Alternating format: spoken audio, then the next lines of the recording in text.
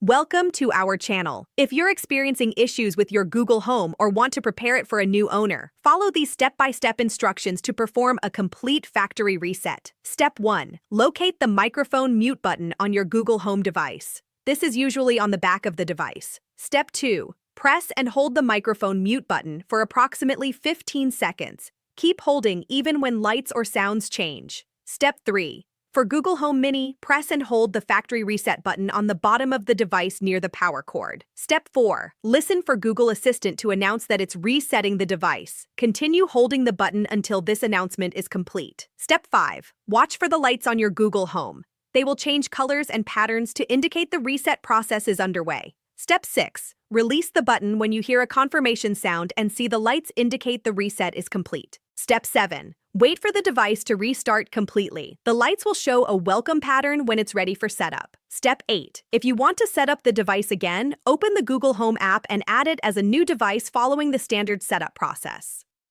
Step 9. Note that all device settings, Wi-Fi information, and smart home connections will be permanently erased and cannot be recovered.